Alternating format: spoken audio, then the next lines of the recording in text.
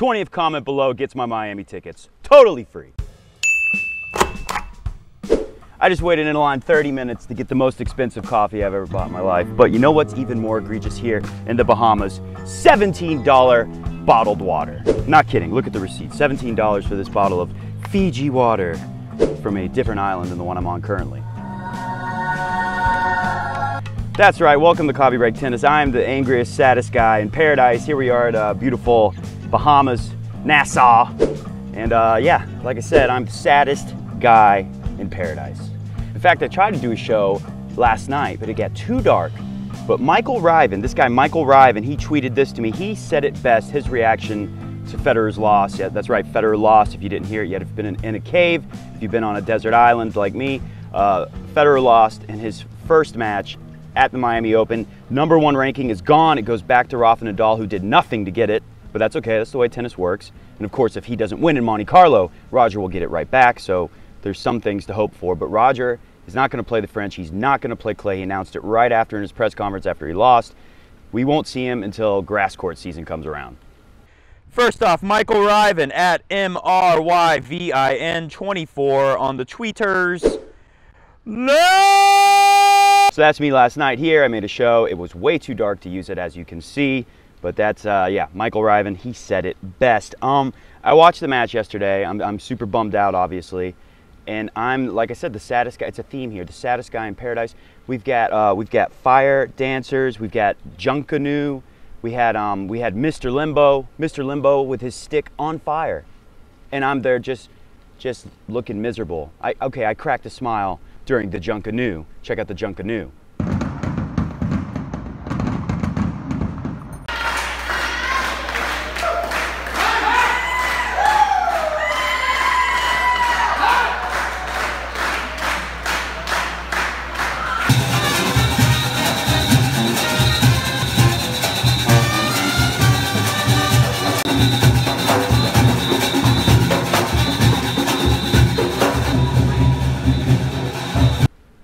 How about that Junkanoo? Junkanoo. It's all new to me. So let's look at Damien's tweet. Damien put out a tweet, and it's a good point. I've got an announcement to make. I've decided not to watch the entire clay court season. No GOAT. What's the point? So comment below. I'm curious, who is going to stop watching tennis until Federer rolls around back in Stuttgart, or maybe Halle. By the way, Stuttgart will be the 1-year anniversary of CBT, so also comment below if you have any special ideas, something we could do fun to celebrate 1 year of the fastest growing tennis talk show in the world. Of course, our channel we've only been doing for a few months now, but 1 year since we started on Crunch Time Coaching. By the way, we're brought to you by Crunch Time Coaching. I'm here in the Bahamas because of Crunch Time Coaching. Tennis genius Peter Freeman has set up a beautiful tennis vacation for people like you, maybe. I don't know who out there wants to learn tennis in paradise. We're probably gonna do more stuff like this, so also comment below if you're interested in vacationing with Matt and Pete in a tennis paradise. Speaking of tennis paradise, I got to play on a grass court for the first time yesterday, and let me tell you about grass. It's very difficult. Great serve.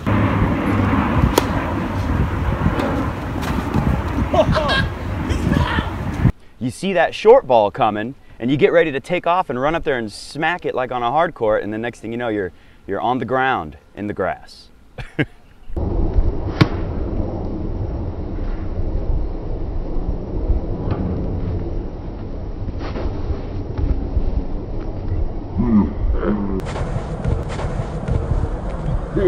So obviously I'm going to be watching tennis. I'm going to be doing the show even when there's no Federer around. I love tennis, so I'm going to keep doing it. But curious to hear what anyone thinks about that, if anyone's going to stop watching. So let's talk about Federer. Before we get into the match, we're going to look at the match stats. We're going to look at Mr. Island Cat. Mr. Island Cat's here. Mr. Goat found out about Mr. Island Cat. Mr. Goat's very angry, so he sent me this so that I can pop him onto the show just in case I had any thoughts about putting Mr. Island Cat in the show. Mr. Goat said, no, you'll put me in the show. Here's a photograph that you can use of me. So Mr. Goat will be right there. So look at this. This to me was borderline pathetic. Tennis Channel, of course, they have the rights to the French Open. Live matches they can do. The other tournaments, they can show like a replay, but they don't have the live matches for the Grand Slams. They've got the French Open, and they tweeted this: "Dear Roger Federer, play the clay." Not even a please or a could you. It's not even a question. It's like a command. Hashtag unstrung. And Roger Federer pretty much said hashtag screw you, because he's not playing the clay. I know a lot of people are upset about that. And yeah, you know, after seeing him play French Open Junior, Indian Wells, and coming so close, 3 chances on his own serve to win it, I thought, yeah, maybe Roger could win the French Open, or at least, you know, have a great result there like he did at Indian Wells, the slowest court in the world, slower than clay. Indian Wells, by the way. So a lot of people are upset about that, but to me, this is the smartest move, and we knew this. We knew this a long time ago. Let me show you the proof. Oh, there's Mr. Island Cat, if you guys want to see Mr. Island Cat. So Pierre Paganini is the guy behind Federer who gets him in amazing shape. Federer is still playing today because he's worked so hard with this fitness genius, Pierre Paganini. So this is what Pierre said about playing clay. The advantage when you play on clay, this is like a couple months ago, and I kind of saw this and thought, okay, Federer listens to this guy. And if he's thinking that clay is bad for the surgically repaired Federer knee, we might not see Federer play clay ever again. Hard to imagine that, but let's just read it. The advantage when you play on clay for the joints is that there is less shock because there is the slide. The disadvantage of playing on hard courts is that shock. He said, but the advantage on hard courts is the shock is very brief. In contrast, the disadvantage with the slide on clay, this is the key here, when you are sliding on clay, according to Pierre Paganini, the fitness trainer, the physio for Roger Federer, there is a lot of vibration in the joints. We don't see it from the outside, but to control this slide, there is instability, the foot, the ankle, and of course, the knee. The surgically repaired 37-year-old Roger Federer knee. Not quite 37 yet, pretty soon though. So when I saw this, I kind of thought, you know, the only reason why I thought Roger would play the French is because last year he said, hey, so sorry, we're going to skip this year. We'll see you next year. And Pierre Paganini says this. I saw this a couple months ago. I think it's about February, maybe a month ago. I don't know. Whenever it was, I saw this and thought, this guy has Federer's ear. The whole team is going to listen to what Pierre says when it comes to keeping the body healthy. And to me, this sounds like a good reason for Federer to not play clay. Aussie Monica, my best Australian friend after John Newcomb, said that she thinks Roger will never play the clay again in his career. The only way I can see Roger playing the clay, because what's the point? If he's going to skip it this year, why play next year? You know, if he wants to keep trying to win Wimbledon, I think every year that Roger thinks he has a chance to win Wimbledon, he'll skip the French. So the only way we're going to see him play the French Open is if it's like an Andre Agassi style farewell tour. Hey, this is my last year, just letting you know in advance, so every tournament you have a chance to say goodbye to me all over the world, and I'm going to go, you know, play wherever. It doesn't matter. You know, I'm planning on losing a lot. I can't see Federer even doing that. I think Federer will retire more like Pete Sampras. What if we saw him retire this year after he won Wimbledon? Imagine that. Comment below. Comment below what you think about that. All right, what else do we got on today's show? Let's look at Ali Noor's tweet, because some people piled on to this guy a little bit, and I don't like that. All right, so here's Ali Noor's tweet. Kokkinakis is not a threat, actually. With all due respect to all the names, if Roger plays his game, not one of them has a chance to get more than 3 games in each set. And then Big Ben comes in here. You're right, bro. Tanazi, definitely not a threat. Okay, it's funny. And, you know, it's embarrassing. And look, I'm right above Ollie right there. I like these chances when I look at Kokkinakis, Verdasco, Manarino, Pablo Carreno, Busta, or Stevie Johnson. By the way, Operation Busta. I got these Miami tickets. Who do I want to see in the semifinals? I don't even know. There's like no one there, right? I guess I'd like to see Dimitrov again, but who can trust Dimitrov in times like these? It's all about Pablo Carreno. Busta! I don't want to disturb the people behind me sunbathing. Busta! That probably sounds as loud as if I were screaming in the middle of the beach.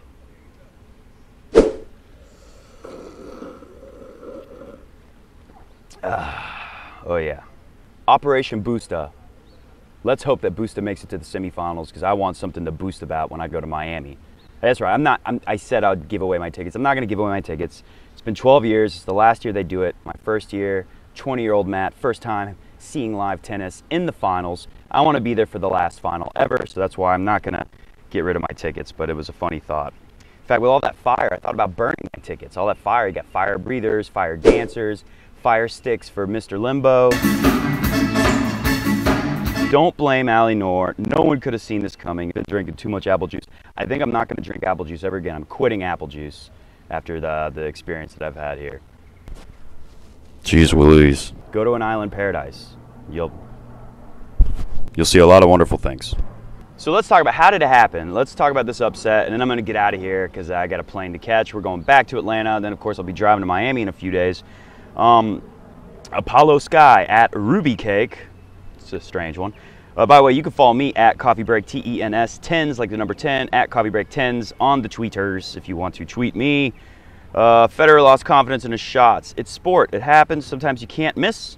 Other times you can't make a shot. This had him constantly second-guessing himself during points. It definitely looked like that towards the end, especially in that tiebreaker. People use the choke word in Indian Wells. I don't buy it there. You know, I thought there was choky moments. This tiebreaker for Roger was very choky. I don't like to use the word choke because I think it's too harsh, because playing sports is, especially tennis, it's scary. I think I've made this analogy before. I don't know if I've put it on the show before, but I'll say it again. I'm really afraid of heights. For me to like ride a roller coaster would take a lot of willpower. You know, I'd really have to work up the nerve to ride a roller coaster. That's seriously, I don't think I'll ever do it again. Federer might never play the French Open again. I might never ride a roller coaster ever again, unless I was with the Federer sitting next to me. That's silly. Jeez, I'm telling you. You know, you build up the confidence to go for your shots, and a lot of players, they can only do it for a little bit. I'm talking more like recreational league tennis stuff, not necessarily pro players, but even pro players. You know, you go for it, you play bravely, fearlessly, and then you do it a little, and then you stop. You want to back off. That's what people's natural inclination happens to be. Kokkinakis, on the other hand, this guy had nothing to lose. Nothing to lose. Totally fearless, and obviously if you watch that, if you didn't see the match, you don't need to. Here's what happened. This guy went out there thinking, I'm just going to grip and rip every shot. Big serves, big forehands. He's even hitting his backhand very well, and great movement. Now, Tanazi's a great athlete. I remember seeing him in the juniors at the US Open. I saw him play a junior match, and I said, this guy really could be something. This guy's amazing. Less than a year later at the Australian Open, he's playing Rafa. I mean, he loses that match, but it's like, wow. He was just in juniors. Here he is balling with Rafa. I mean, you know, he's playing decent enough for me to think this guy's on his way. And then, of course, he's had all these injuries. So it's, you know, the ranking means nothing here. Yeah, I know it's some kind of new record that the first time the number one's lost since actually the second round in Miami with Leighton Hewitt as number one. Can't remember who it was, but it was somebody ranked 100 and something in the world. But this is not your typical 100 something in the world. This guy really has a shot to be like a top 10 player. You know, he's a very talented guy. Damian put it best. He had a lot of chances before the tiebreak. Roger really did. He had 2 chances to break in that third set, and I really thought he was going to. You know, break, hold, it's over. That's what it looked like. He had a lot of chances before the tiebreak. Tanazi serving at 5-6, love 30. Fed chips and charges. Second serve return to the backhand. It misses by a few inches. I remember that. He makes it. That's 3 match points if he makes that. Wins the match. Yeah, great point. Could have just broke him right there. Small margins for sure in the tiebreak. He tightened up. Kokkinakis went for it. I was actually taking the world's fastest shower during that last game because well, I knew it was going to go to a tiebreak because this guy put it in my head. Let's bring him up. And then we'll look at the stats and we'll get out of here. Rory Gill. So I'm talking about how Federer's looking good. The faster surface is helpful. And Rory Gill says, Kokkinakis in 3, final set tiebreaker. Yeah? Question mark. I said, laughing out loud, no way. But he says, mark my words. And I did. It was stuck in my head for the rest of that. Because after I saw that second set, and then a couple games, the way Tanazi was serving in the third set so well. They're on serve, and I thought, oh my God, this Rory Gill guy at Colonized Mind 25 might be onto something here. And I was really excited to see Roger win that tiebreak and then make fun of Rory Gill. But now the joke is on me. So thanks for your tweet, Rory Gill. You got that one right. Let's look at the stats because this is just boggling of the mind. Federer, 65% first serve in, 52. This is for the whole match. Kokkinakis, 82% on win on first, 77 for Kokkinakis. And then they're both tied at 55. But let's look at the third set because to me, that's what really matters. And I'll flash up the other sets at the end of the show if you want to see them. But so you just fast forward to the end when the outro music plays. Roger Federer, this is the third set that Roger Federer lost. which of course means he loses the match because it's best of 3. 65% first serve in versus 51 for Kokkinakis. That's 14% plus Roger. Roger is up a whopping 12% win on first serve, 86 to 74, and on second serve, almost 10. We could round it up. It's 9% higher, 67% versus 58% on the second serve. So in the 3 most important numbers in tennis, Roger is higher in the final deciding set than Kokkinakis in all 3 of them by double digits, except for 9% on second. We'll round it up and say he's up double digits in the 3 most important tennis stats, and he ends up losing. So that's why I use the choke word, because to me, in that tiebreaker, it really, oh, thank you, a little music. Oh. To me, in that tiebreaker, it looks like, I don't want to use the choke word, but it looks like Roger was kind of scared.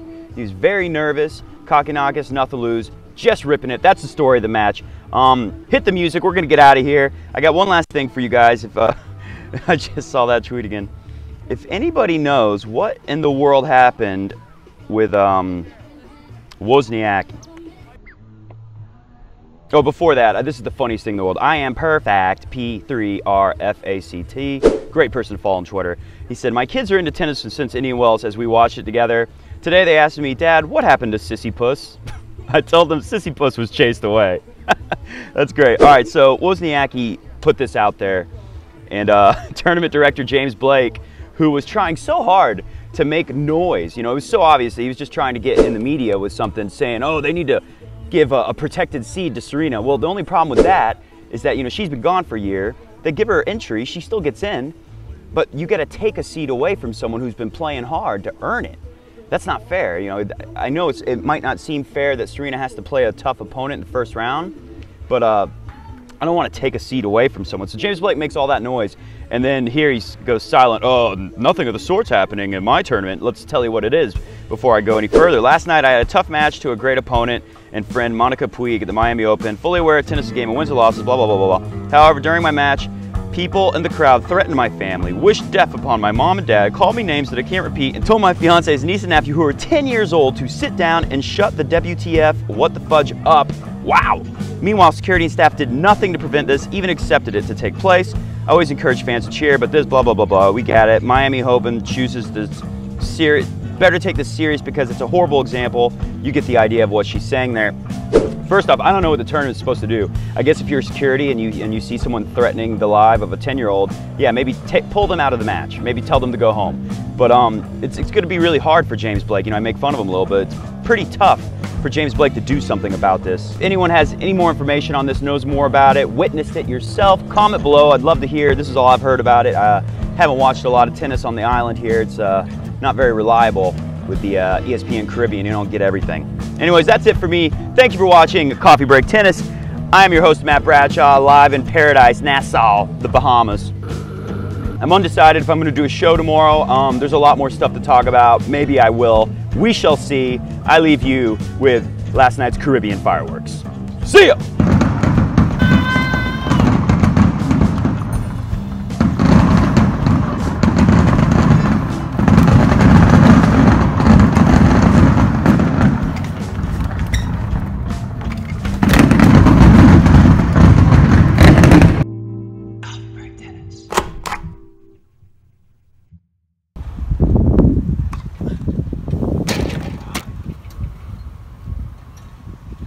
No wonder McEnroe won Wimbledon.